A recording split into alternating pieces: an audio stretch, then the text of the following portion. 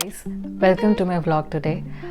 If you have been aware and watching my previous videos, you would be knowing I have recently immigrated to Canada, and today's video is about that. So I'm going to explain how the process is and what exactly are the steps if you want to apply for a PR. There are different routes for applying for a PR, and you can check out my previous video for which I'll share the link on what all other programs if you want to apply for a PR. I chose the Express Entry program, and that's how I immigrated. So this video is about how to apply for that program and what are the steps behind it, how to prepare, how you should start your preparation. And if you're recently immigrating to Canada or you're interested and maybe in the future you want to immigrate, then watch this video till the end. So step 6, it's one of the most important steps, is arranging your proof of funds.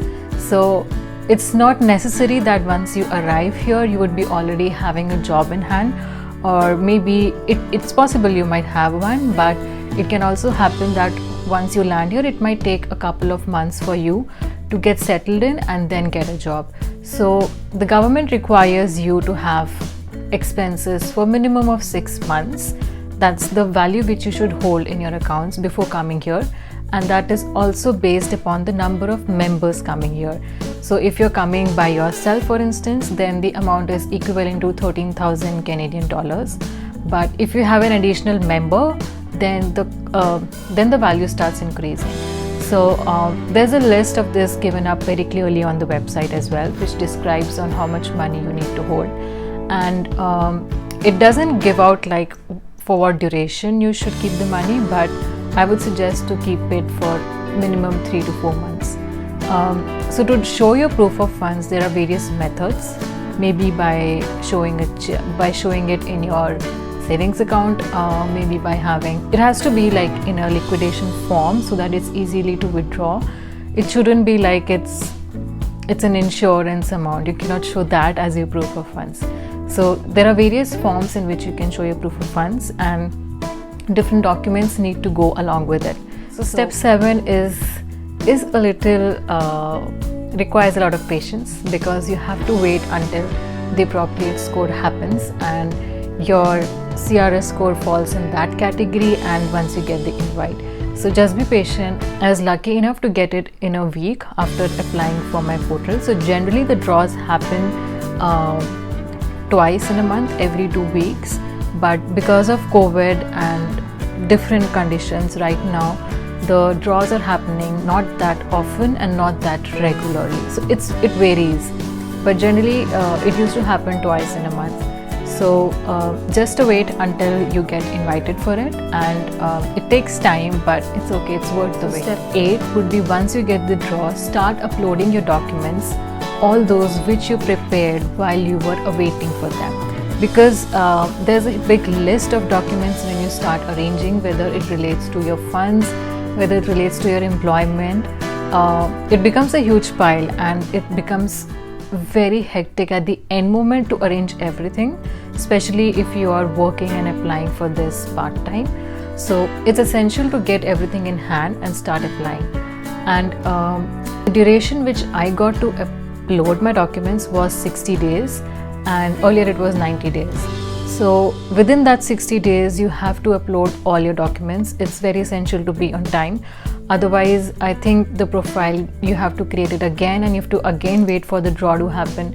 So I don't think you would like to lose that time. So it's very essential that you keep all your documents and upload it on time. So step 9 would be getting your medicals. So as I've mentioned in my previous video as well, the later you get your medicals, the better it is, because you get a longer duration for your visa to be valid. So with the help of the list of approved hospitals or clinics in your home country where you can go and get your medicals done, check out whichever is closest to your place and try to get it a little later, but not that late that it reaches the IRCC beyond your deadline. So but try to keep a buffer of at least 15 days before your deadline for uploading the documents gets expired. So get your medicals done on time and get it from only the approved centers, because that's the only reports which they will consider as valid. And generally you don't have to submit any of your reports. It directly goes from the clinic where you got tested to the IRCC. So as soon as you're done with all of these 9 steps and you have uploaded all your documents, you have submitted all the details, depending on the time they take to process your application, because it will vary depending on the log they have of the applications. If you get lucky and it gets processed early, it might take a couple of months or so to get it done. And once your documents are all approved, and you can keep checking the progress on the portal once it's created, and on what has happened and which all documents are submitted. Is there need for any interview, or is there need for anything to get done? So you can track it very easily on the portal which is there on the government website. Once you're done with that, then if all the documents are approved, then you go for giving your biometrics. So that's basically your fingerprints, and it's valid for 10 years. So you don't need to give it within those 10 years. So that's a good thing. So once everything gets approved, you go and give your biometrics at the nearest visa office, VFS office. And so you have to go twice. Once I had to go to give for my fingerprint, and then the second time I had to go to submit my passport. So I think in the earlier times when I was preparing, I was told by a lot of people that this whole process happens at one go, wherein you submit my biometric as well as your passport at the same time. But I think it's changed, and what's happening with the current regulation, it might keep changing as well depending on the COVID situation. So but bear in mind, you might have to go twice for it.